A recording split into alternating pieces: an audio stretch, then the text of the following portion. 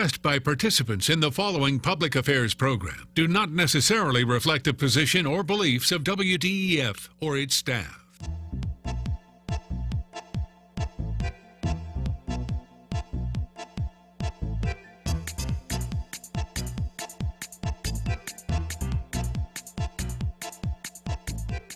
This is Point of View, celebrating a world record-breaking 62 years of quality public affairs programs from the studios of WDEF News 12, Chattanooga. Hello, I'm Maurice Lewis, executive producer and host of Point of View.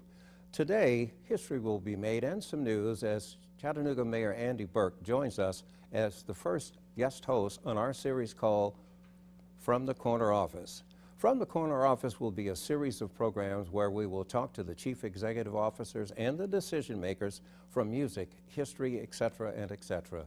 Today, Mayor Burke and his guests will talk about the all-important issues of early childhood development and the importance of Baby University. Mayor? I'm Andy Burke. I'm the mayor of Chattanooga, and here's our view from the Corner Office. So, Donna McConico, tell us first who you are and what you do. I'm Donna McConico. I'm the CEO of Signal Centers, and one of our main programs is Baby U that you helped us start. So tell us, why is early childhood important? What does it mean to you? Well, when you think about an infant being born, first of all, it changes everybody's life who's connected with that child. But even more importantly than that is the fact that all of their brain development happens before they ever enter school. 90% of brain development happens before kindergarten.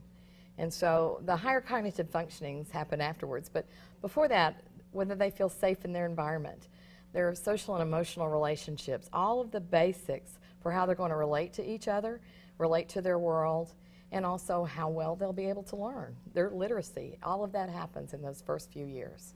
Well, I remember when my wife and I had our kids, you know, both of us had good role models as parents. Yeah. We had every advantage, and it was a struggle for us when we got started. Tell me, what are the kind of issues that parents face today when they're having that first child, or second or third for that matter? And I have one, and I have to tell you, parenting is hard. It is a very stressful activity, and it's the most wonderful activity too, and all parents experience stress. I mean, life went from very simple to very complex very quickly when you have that first child. But for those who are dealing with poverty and other complications, the stress is so much greater. Whether they're having to choose to pay an electric bill or a water bill, or perhaps a job loss, whatever is going on that's causing economic stress creates stress for the whole family. And we know when we're stressed, our kids are stressed. And so this approach with Baby University is intentionally about two generations. It's about helping parents be the best they can be, because when a baby's born, everybody wants their kid to do better than they do. Everybody wants their kid to be safe and happy and learning and be you know, learning all the things they can do to succeed in life. But you know, we all make mistakes too. Right. So, you know, when we make a mistake in parenting, I mean, I know you're a great parent because I know your kids. They're wonderful. But have you ever had a bad parenting day? Sure, of course. So the next day, do you get up and say, well, I'm done with that. I'm obviously not good at it. No, you don't. You get up and you try again. Yep. And that's what we have to do. We have to help parents get up and try again. So I remember one of the things that motivated me to start Baby University was talking to parents about the struggles that they face. Yeah. And one woman told me that she was pregnant. She was about to have another child. Her first child didn't behave like she expected. Right. Her own father had abused her when she was a kid, and she didn't know how to discipline her child without doing to him what her father had done to her. So tell me what Baby U does to help parents be that child's first great teacher. Well, you know, I would say our parents help us, okay? Because our parents really teach us what they need. And Baby U is, we go into the home, we talk with the parents every week, we interact with the children in front of the parents. But more than that, we become a mentor and a support. And also we find out what they want to do and then help them accomplish their goals. And they have remarkable goals. We have a small incentive program where if you make every prenatal visit and every visit with your case manager, that means letting somebody come in your house every week, that you get $20 worth of items. And usually it's diapers that are donated to our program, so we want all the kids to have all the diapers they need. One of the moms came to us and said, can I forgo all that and keep all my appointments, and will you send my kid to summer camp? And that was her motivation, and of course we said, absolutely, we would love to do that. So she made sacrifices, she kept every appointment, and her son went to summer camp last summer. Yeah. And that's the kind of thing that we try to do, is we try to match what we're doing with the needs of the individual family. So this starts before a child is born, right, when the mother is pregnant? That is correct. And then it goes through those first couple of years. And what kind of results do you see from people? Can you give us some examples of what that looks like? Well, how about if I tell you a couple of numbers and then I share a story Sure. with you? During our first year, we had right at 30, 35 babies born. Every mother had prenatal care. Every child was born at full birth weight. And that is phenomenal in low-income families. It's phenomenal for Chattanooga. And now, right now, we have over 100 families involved. And, you know, having a safe place for those children to sleep will help them make it to their first birthday. Having a car seat and knowing that it fits well. And we have lots of community partners that help us do those things. I think about one young woman who we found who was sleeping on a park bench, 7 months pregnant. And she had managed to get a Section 8 voucher. So when we helped her to do that and then get into her house, we found her sleeping on the floor. There was no bed, there was no running water. She didn't have the funds to turn the electricity on. So it was August in our first year, and it was hot. She had no running water, and she was 7 months pregnant. So she was going to the corner store to go to the restroom. Right. All of the things that make it difficult to have a good pregnancy. But she was determined to succeed. So our case manager got involved, and within 3 days we had power on, water running. A neighbor, actually, we took her around to introduce her to her neighbors because we're also trying to build a community. Nobody exists in an island. And she was able to get one of those blow-up air mattresses, and then we got her connected with the furniture bank. And resources just come out. Chattanooga is such a generous community. Right. Immediately, she had the support she needs, and now she's been working for 8 months. So we have just about a minute left. So tell me, what are the long-term implications of helping these families? How does this benefit our community, not just today, but down the line? I believe, and many experts agree, that if you could start in the beginning, you can change the next generation. It only takes one. Because if you can start at the beginning and give families everything they need throughout the life of their child, that child will have a better life. That child will be more productive. Research shows they'll be more likely to be employed, they'll be less likely to be incarcerated. All of the things, all of their health benefits will be maximized because of the early years. We know that if a child starts out behind, that they tend to stay behind, and the best thing we can do is help people help themselves, right? Exactly. So tell us how viewers out there can get involved. Well, there's a lot of ways they can get involved.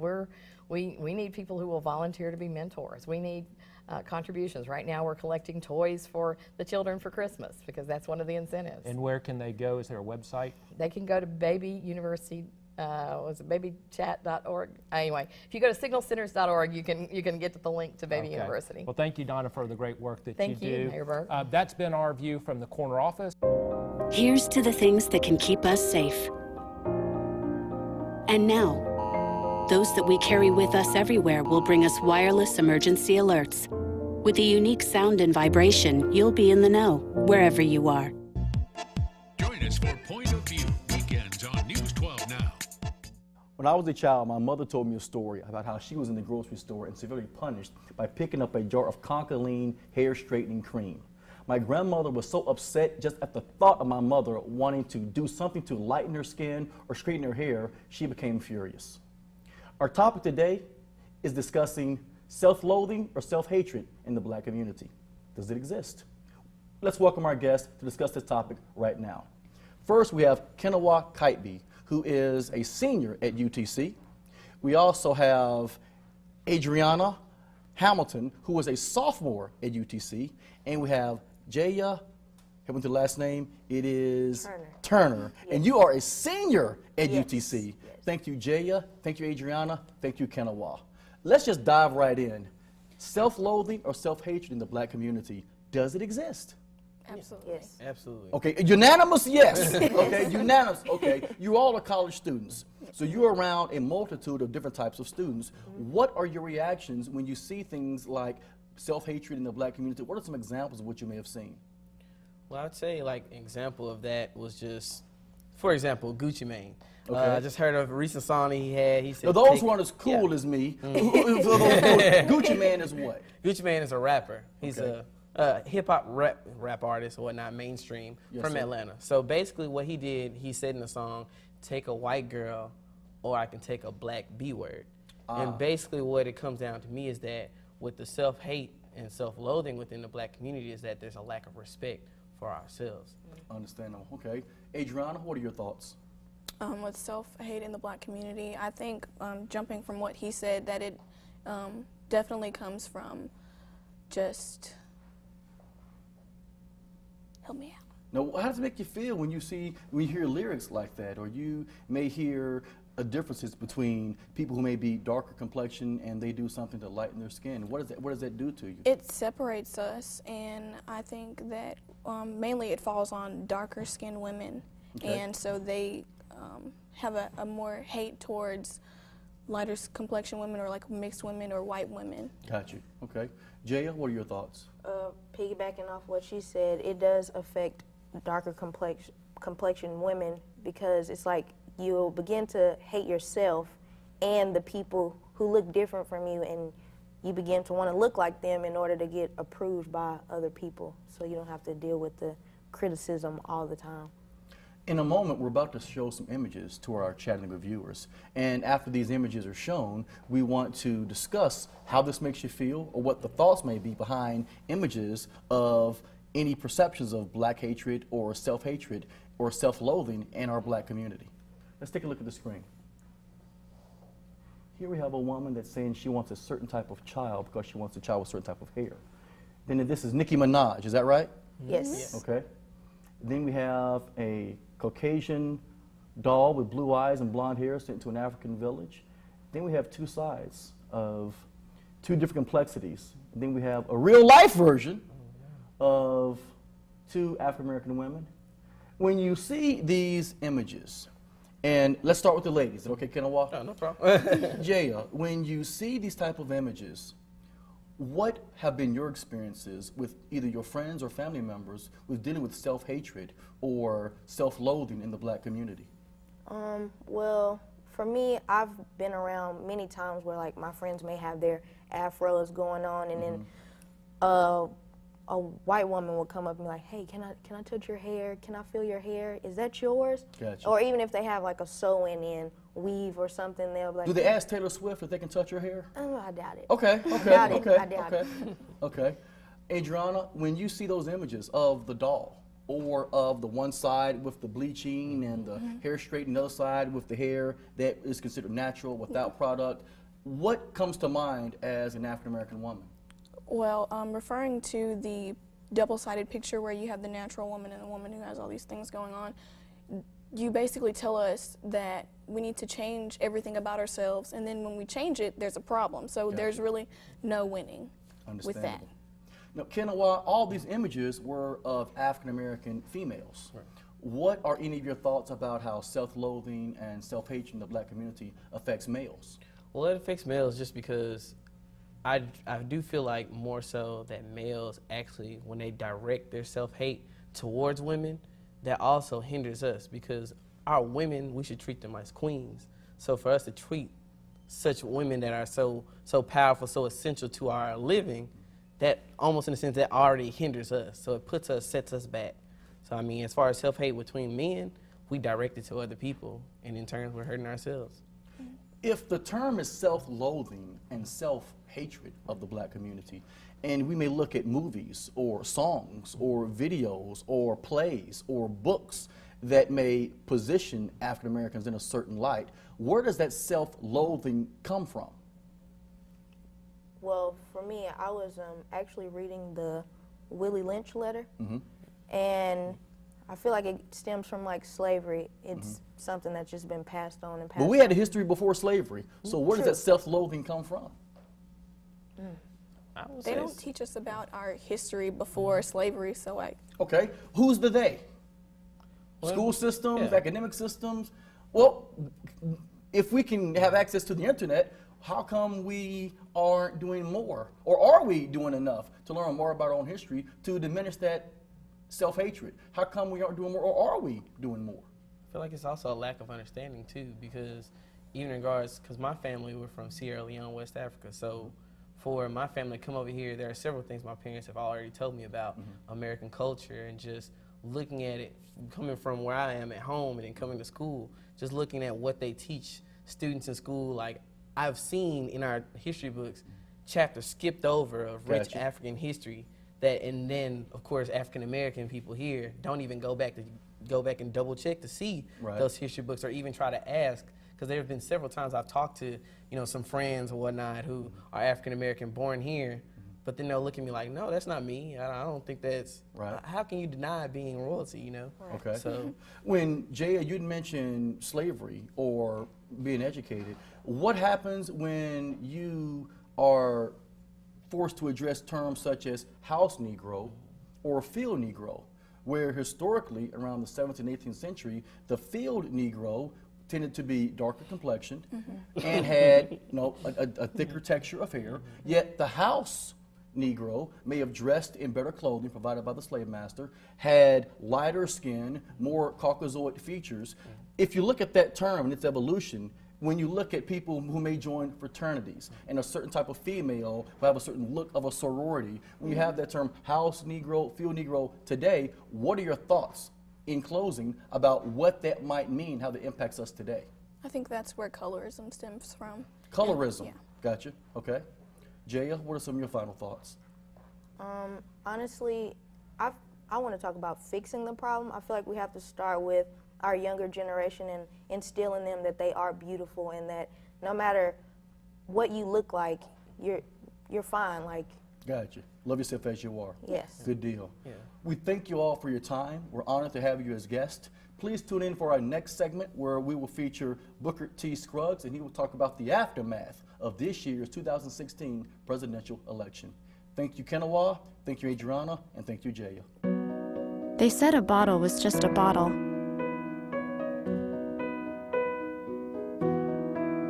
That no one would ever notice me.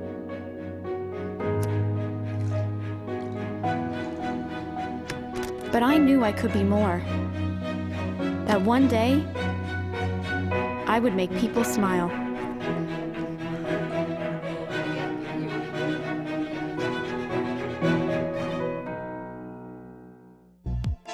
Join us for Point of View, weekends on News 12 Now. Did you know kids who play outdoors have healthier lungs? Totally. Did you know that boys that play with dolls make better husbands? My son has lots of dolls. But did you know terry cloth diapers breathe better? I did. It's totally true. Oh, yeah. Did you guys know statistically friendly kids have more friends? Yeah. That's obvious. Did you know most people think they're using the right car seat for their kid, but they're not? Parents who really know it all know for sure that their child is in the right seat. Visit safercar.gov/the-right-seat to make sure your child is protected.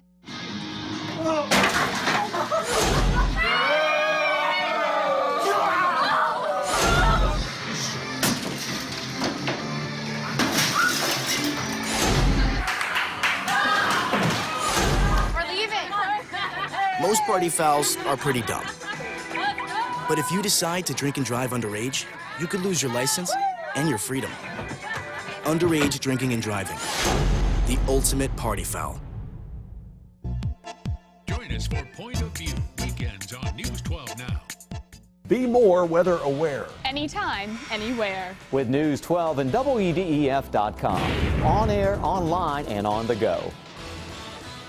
The presidential election is probably one of the most talked about elections that we have ever had. It will be talked about for a long time.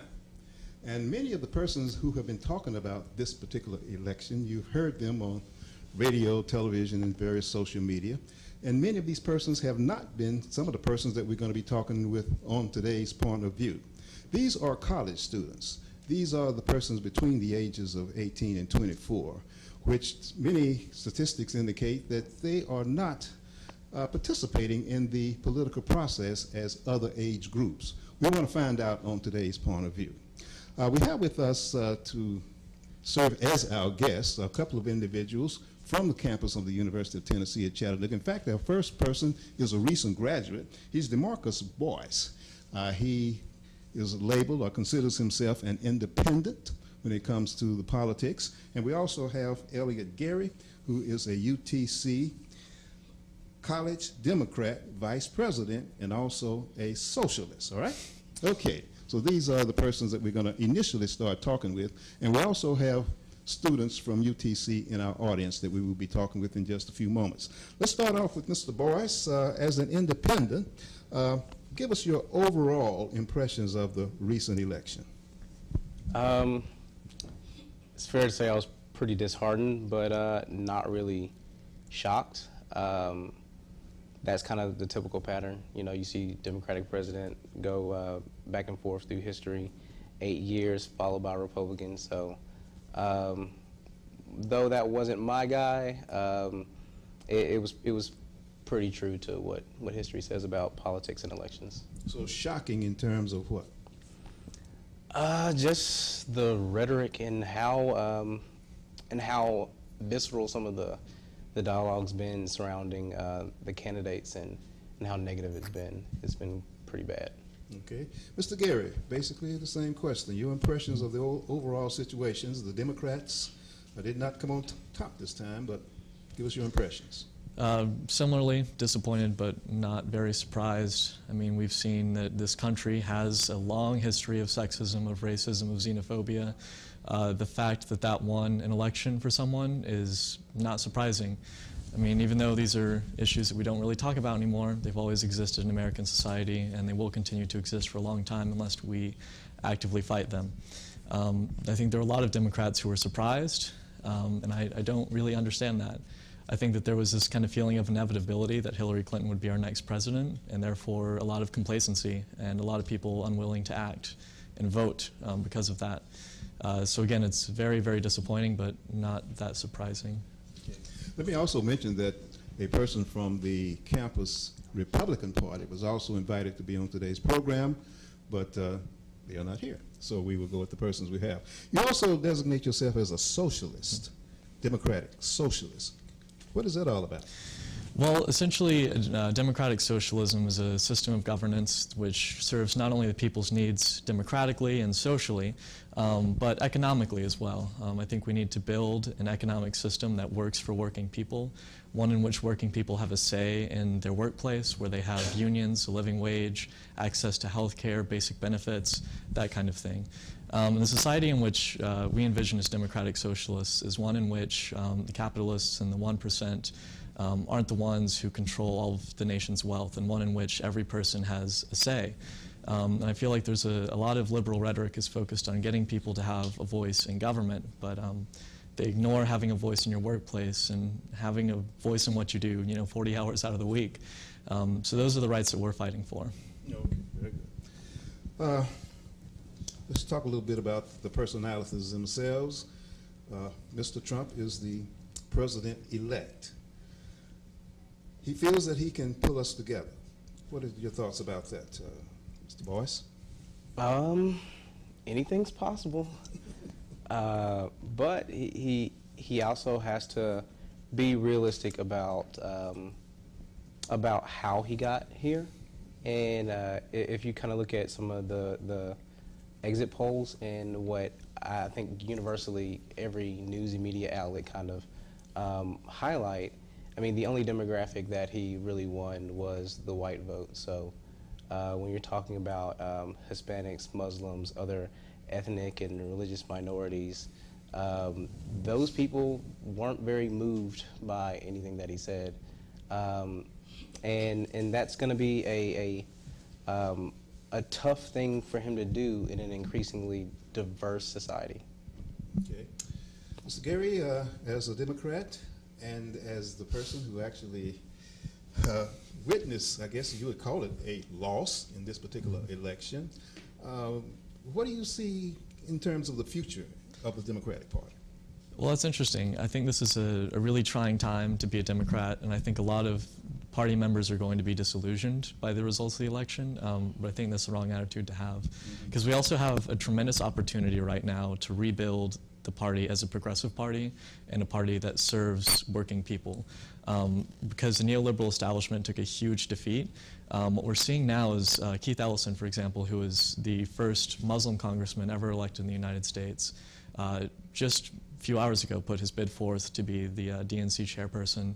He's already received the endorsement of Bernie Sanders, of Harry Reid, a lot of prominent Democrats, and I think if more people like him get positions of power within the party, we can see the party kind of shift left and serve the interests of working people more than corporations, and I think that's a direction the party needs to go. The Republicans have really capitalized on populism in this election, even though that populism was narrow and divisive. I think the Democrats have an opportunity to inject populism into their party, into our party, to really motivate working people to get out and vote. Okay. Let's ask this young lady, if you would just come right here. What were your impressions of the overall election?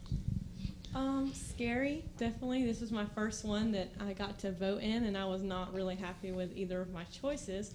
But definitely after the election, I was very surprised. I did not think Donald Trump would win, but surprising, like very surprising. But kind of, he's surprised me, definitely. Not just the election, but just him after, you know. Ms. Edwards, understand that you are a Democratic person also here on campus. What were your impressions about what happened with the election? My immediate impressions, I was very disappointed. I did not vote for Trump, surprisingly. It's not surprising. But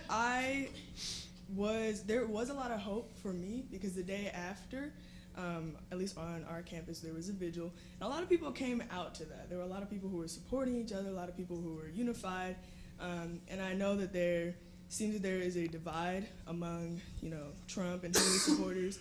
But it seems that since people didn't really appreciate either candidate, I do think that a lot more people are going to stand up and fight for what they believe in and actually speak up for what they believe is right. So.